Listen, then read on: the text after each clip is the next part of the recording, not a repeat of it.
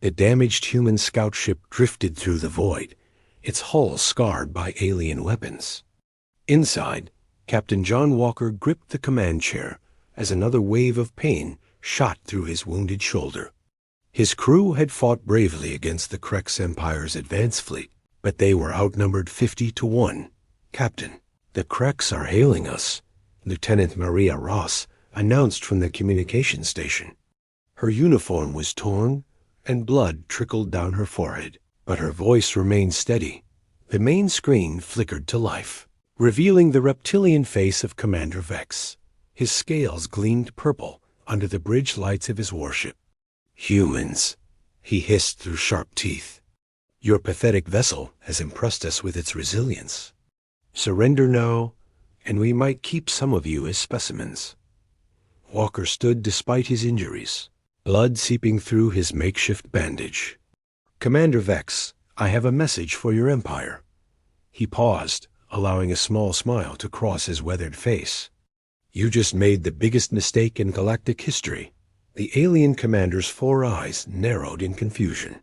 "You dare threaten the Krex Empire? We have conquered 1,000 worlds. Your single ship is nothing." "This isn't our ship you should worry about," Walker replied calmly. "You see, humanity has a rule. We never send our best fighters first. We send scouts, observers, the expendable ones like us." He gestured to his battered crew, who stood proudly despite their wounds. Vex laughed, a sound like grinding metal. "Your species is weak. We scanned your world. Primitive technology. Divided nations. You barely escaped your own solar system a decade ago. That's what we wanted you to think," Maria added from her station. "Every piece of data you collected was carefully crafted. Every ship you've seen was outdated by 50 years. The captain activated a small device on his wrist. A hologram appeared between them, showing Earth's solar system. But instead of the few defense stations the Krex had observed, hundreds of massive vessels emerged from hidden positions behind moons and asteroids. Impossible." Vex roared. "Our sensors would have detected." "Your sensors detect what we allow them to detect," Walker interrupted. "Humanity learned long ago that the best weapon is the one your enemy never sees coming. We've been preparing for this moment since we discovered we weren't alone in the universe." On the hologram, the human vessels began to move. These weren't the small, seemingly fragile scouts the galaxy had seen. These were warships that dwarfed even the Krex dreadnoughts. Their hulls were black as space itself, covered in weapon systems the aliens couldn't identify. You attacked a human vessel. "You threatened our species," Walker continued, his voice growing harder. "Protocol 7 is now active. The entire human fleet is mobilizing. Not just from Earth, but from the 100 hidden colonies you never detected." The bridge of the Krex ship erupted in alarms. Their long-range sensors, suddenly able to penetrate whatever had been hiding the human forces, showed thousands of ships emerging from seemingly empty space across multiple star systems. We didn't know," Vex stammered, his earlier arrogance evaporating. "That was the point," Walker said. "Humanity survived on Earth by being the smartest predator, not the strongest. We learned from every war, every mistake. When we reached the stars, we applied those lessons. We watched. We learned. We prepared." A new voice crackled through the communication system, broadcasting on all frequencies. "This is Admiral David Stone of the United Earth Strategic Command. Any force that has engaged human vessels has exactly 1 solar hour to withdraw from human space. This is your only warning." Vex's scales had turned pale green, a sign of fear his species couldn't hide. We will withdraw." This was a misunderstanding. Walker shook his head. "Too late for that, Commander. You fired on humans. You made us bleed. Now you'll learn why our history is written in the ashes of our enemies." As the transmission ended, Walker collapsed back into his chair. His crew rushed to support him, but he waved them off, pointing to the view screen. In the distance, space itself seemed to ripple.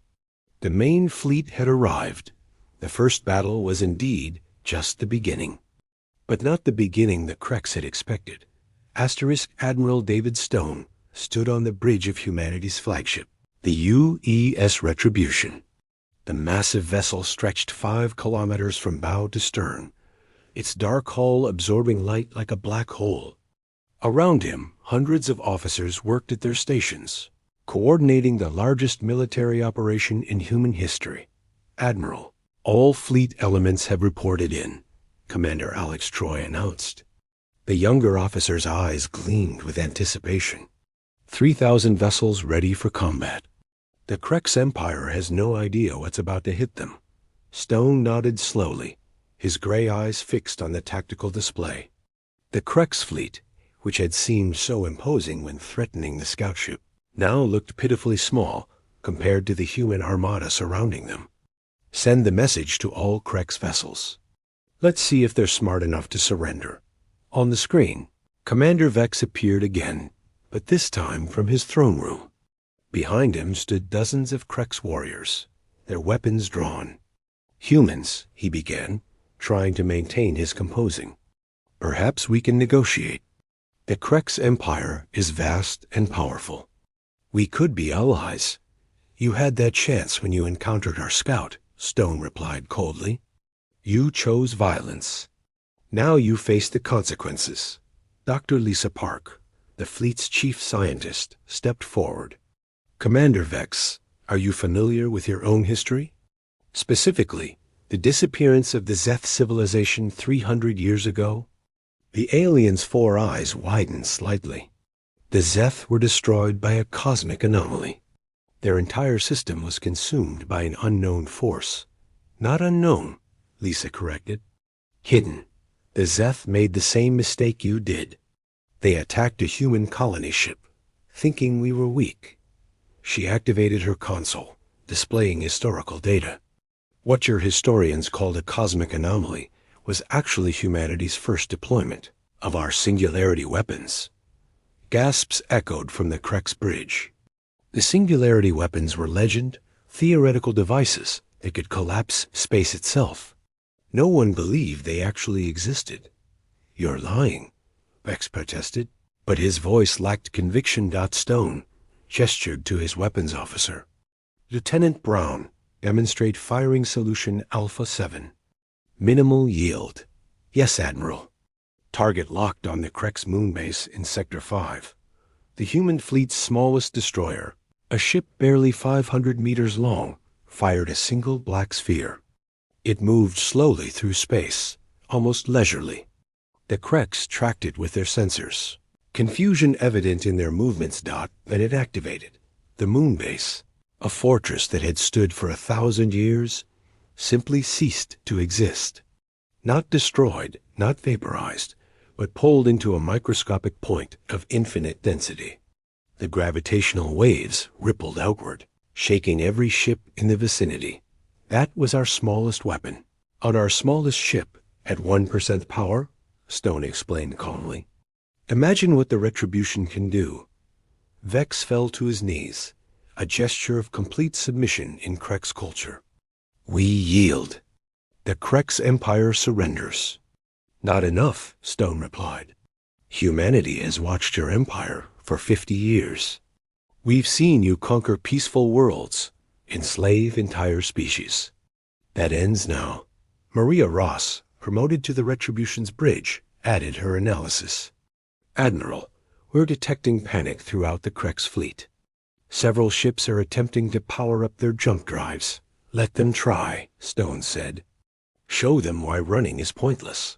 The fleeing Krex vessels activated their faster-than-light drives, but instead of jumping away, they remained frozen in place. Space around them shimmered with an unusual energy field. "Interdiction field is holding," reported the chief engineer. "They're not going anywhere," Dr. Park explained to the bewildered aliens. "Humanity didn't just develop weapons. We developed countermeasures to every form of travel, every type of shield, every weapon we encountered or theorized. Your technology, which you thought was advanced, is 3 generations behind ours. Stone opened a channel to all Krex vessels and their homeworld. This is Admiral Stone to the Krex Empire. You have 2 choices. Complete an unconditional surrender, with your military disbanded and your conquered worlds freed, or face the same fate as the Zeth. He paused, letting the weight of his words sink in. But know this, humanity doesn't seek to destroy. We seek to protect.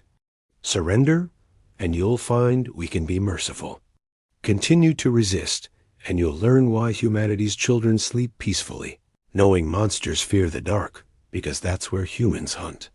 The bridge fell silent, waiting for the Krex response. Through the viewports, a massive human fleet hung in space, like metallic angels of death, patient and inevitable. This was no longer a battle. It was a reckoning. Asterisk. The Krex homeworld of Krexia Prime appeared on the main screen. A purple-green sphere surrounded by defense platforms and warships. In the Emperor's palace, Supreme Leader Drax stood before his war council, his scales shifting through colors of rage and fear. How did the humans hide such power? Drax demanded, slamming his clawed fist on the table. Our intelligence network spans the galaxy. General Kren, the oldest and most experienced warrior, brought up a holographic display. My lord, we've analyzed their deception. Every human we encountered, every ship we scanned, was part of an elaborate performance. They showed us what they wanted us to see. On the display, images flickered showing human colonies. What the Krex had observed as struggling settlements were actually thriving cities with hidden underground complexes. Ships they dismissed as cargo haulers were warships with concealed weapons. Back on the Retribution, Admiral Stone received the intelligence report from Captain Tom Anderson, head of the spy network. Admiral, our operatives confirm that Krex leadership is fracturing. Some want to fight, others want to surrender. Then we need to show them the futility of resistance, Stone decided. Contact the colony ship Harmony. It's time for revelation. In Krex space, what appeared to be a defenseless human colony ship approached. The Krex military, desperate to show strength, prepared to attack. But as their weapons locked on, the Harmony began to change. The civilian hull plates fell away like shed skin, revealing armor that seemed to absorb light itself. Weapons platforms extended from hidden compartments. In seconds, the peaceful colony ship had transformed into a battleship bristling with weapons. Every human vessel is like this. Stone broadcast to the Krex. Every cargo ship, every transport, every seemingly innocent craft is a wolf in sheep's clothing. You never faced civilians. You faced soldiers pretending to be civilians. Dr. Park activated another display, showing human history. We learned from our wars on Earth. Never show your true strength until necessary. Never let enemies know your capabilities. The art of war is deception. On Krexia Prime, panic spread through the population as news of humanity's true power reached them. Emperor Drax watched his empire crumble without a shot being fired at his homeworld. Admiral Stone. Drax finally spoke through the communication channel, his voice heavy with defeat. What are your terms? Simple, Stone replied. The Krex Empire dissolves.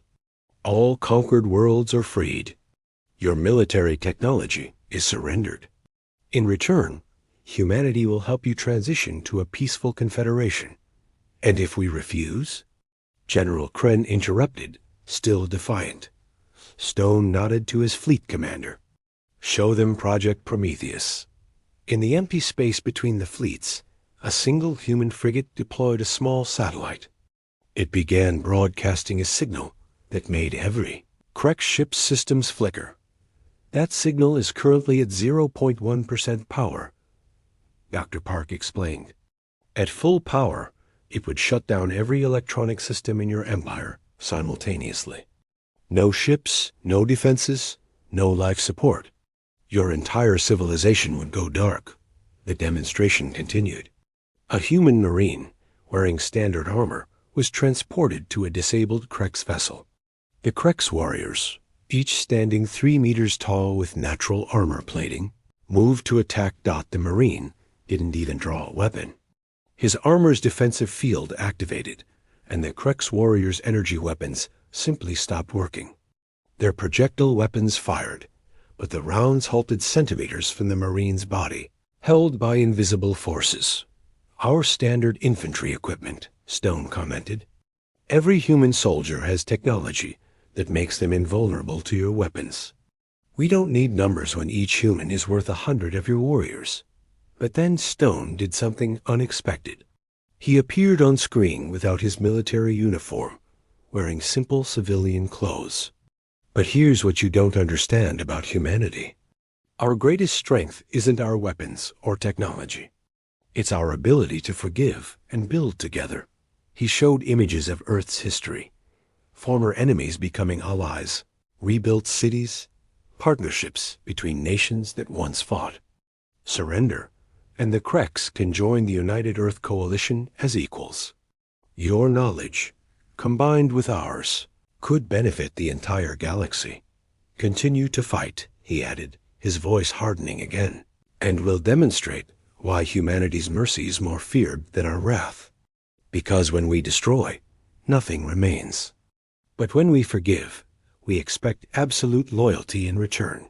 Emperor Drax looked at his council, saw the defeat in their eyes, and slowly removed his crown.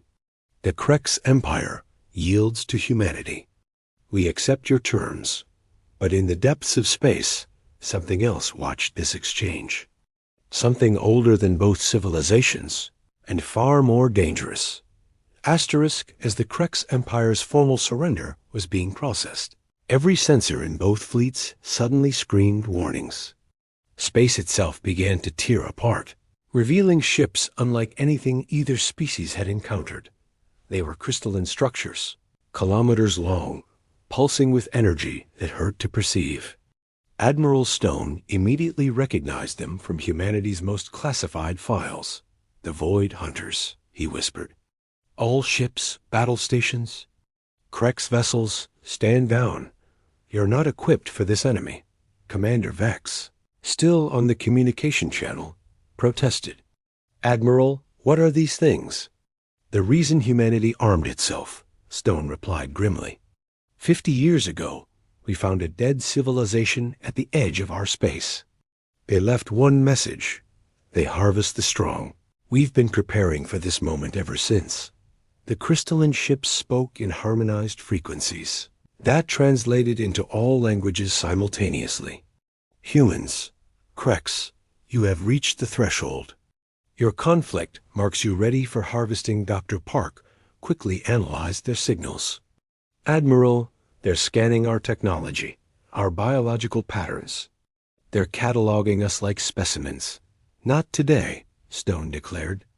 "Execute Omega Protocol." Across the human fleet, ships began linking together with energy beams, creating a massive network.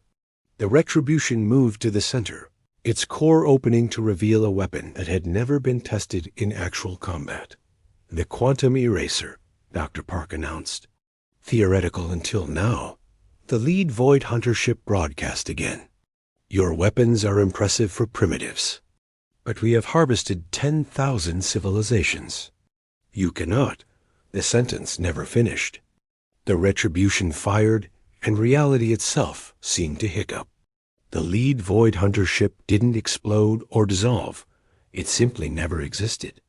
Past, present, and future, it was erased from the timeline entirely.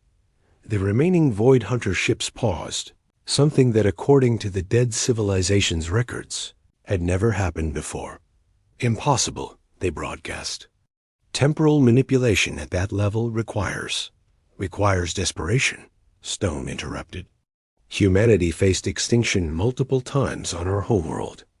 Nuclear war, climate collapse, pandemics. Each time, we survived by doing the impossible. We didn't build weapons to conquer. We built them to ensure nothing could conquer us. Captain Anderson coordinated with the fleet's AI systems. "Admiral, the Void Hunters are attempting to adapt to our quantum weapon. Estimated 30 seconds before they develop countermeasures. Then we show them everything," Stone decided. "All ships deploy the archive." Every human vessel released swarms of drones, each containing the complete history of Earth. But it wasn't just data. It was memories, emotions, the collective experience of billions of humans throughout history. The Void Hunters' crystalline forms began to resonate strangely, their harmonious frequencies becoming discordant. "What is this?" "Your species is ... contradictory. You create and destroy. You love and hate. You are chaos given form. That's humanity," Stone replied. "We're not logical. We're not predictable. We're survivors who'll sacrifice everything for strangers, then destroy worlds for revenge. We're the species that split atoms to kill each other, then use the same technology to power hospitals."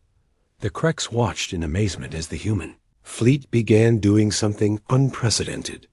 Instead of maintaining formation, ships moved randomly, chaotically, yet somehow coordinated. It was like watching a school of fish evade a predator. No pattern, yet perfect unity. "Admiral," Dr. Park shouted, "the Void Hunter systems are overloading. They can't process our chaos." The crystalline ships began to retreat, their perfect formations breaking apart. "This is not possible. Order must prevail. Logic must dominate. Welcome to humanity's galaxy," Stone announced, "where we protect those who surrender to us and destroy those who threaten peace. Krex Empire, you're under our protection now. Void Hunters, you have one chance to leave and never return." But the Void Hunters made a fatal error. In their confusion, they fired at a human medical ship treating wounded Krex warriors. The entire human fleet's energy signatures changed instantly. Where before they had been controlled, now they burned with fury. "You just attacked medical personnel," Stone said, his voice colder than space. "Humanity has one absolute rule in war. Medical ships are sacred. You've crossed the line from enemy to monster." Every human ship began charging weapons simultaneously. Not their advanced weapons, not their quantum erasers or singularity bombs, but kinetic weapons, simple, brutal, and impossible to adapt to. "For the record," Stone announced to the galaxy, "humanity offered mercy. Remember that.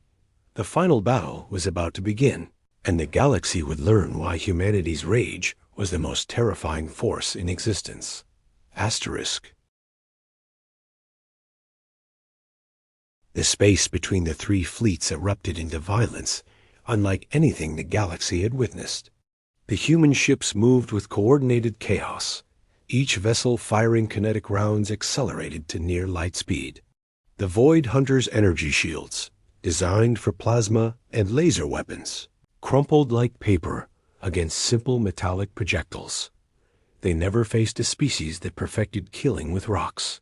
Captain Anderson observed grimly as another crystalline ship shattered into fragments.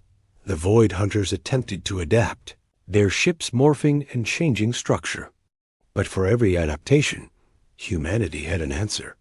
When they hardened against kinetics, the humans used plasma.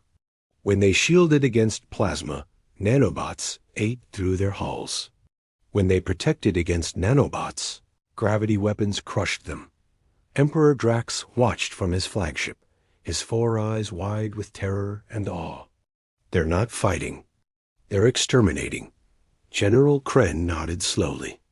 The humans didn't prepare for war. They prepared for annihilation, either their enemies or their own.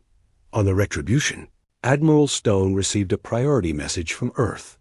The World Council had been monitoring the situation. President Michael Roberts appeared on screen, his face grave. "Admiral, the Council has voted. Protocol Omega Black is authorized. Show the galaxy why Earth is the guardian, not the conquered." Stone closed his eyes briefly, then nodded. "All ships, prepare for revelation. Deploy the arcs. From Earth's system and the 100 hidden colonies, massive structures began emerging from subspace. These weren't ships. They were mobile fortresses, each the size of a small moon, bristling with weapons humanity had hoped never to use. The lead arc, designated Hope's Vengeance, spoke with the voice of General Susan Clark, Earth's most decorated war hero who was thought dead for 20 years. Surprise! Humanity doesn't just hide ships. We hide armies. Bay doors opened on the arcs, releasing millions of fighter drones, each piloted by eye copies of humanity's greatest pilots. The swarm moved like a singular organism, overwhelming the Void Hunters through sheer numbers and unpredictability. Analysis complete, Dr. Park announced. The Void Hunters communicate through quantum entanglement. If we disrupt their network, do it, Stone ordered. The Retribution's quantum eraser fired again, but this time not at a ship, at the space between them. Reality flickered, and suddenly each Void Hunter ship was isolated, cut off from their collective consciousness. For the first time in their million-year history, the Void Hunters knew fear. They were alone, individual, mortal. Please, they broadcast, their harmony replaced by discordant panic. We yield. We surrender. Have mercy. Stone stood from his command chair, his voice carrying across all frequencies. You had mercy when you arrived. You had mercy when we warned you. You lost mercy when you fired on healers. But then something unexpected happened. The Krex fleet moved, not to attack, but to defend the Void Hunters. Commander Vex's face appeared on screen. Admiral Stone, the Krex request you show mercy. Not for them, but to prove humanity is better than conquest. Stone paused, studying the alien commander who hours ago had threatened humanity. You would defend those who would harvest you? We would defend the choice of mercy, Vex replied. Show the galaxy that humanity's strength comes not from destruction, but from knowing when to stop. The bridge of the Retribution fell silent. Then, from the back, Lieutenant Maria Ross spoke up. Admiral, they're right. We're not them. We're not harvesters or conquerors. We're protectors. Stone looked at his crew, saw the agreement in their eyes, and made a decision that would echo through galactic history. Void Hunters, you will leave. You will never harvest another civilization. We're uploading a virus into your quantum network. If you ever attack any species again, your ships will self-destruct. He paused. This is humanity's mercy. Use it wisely. The crystalline ships, broken and humbled, began to retreat. As they reached the edge of the system, their leader broadcast one final message. We have harvested 10,000 civilizations. None ever showed mercy. We will remember this.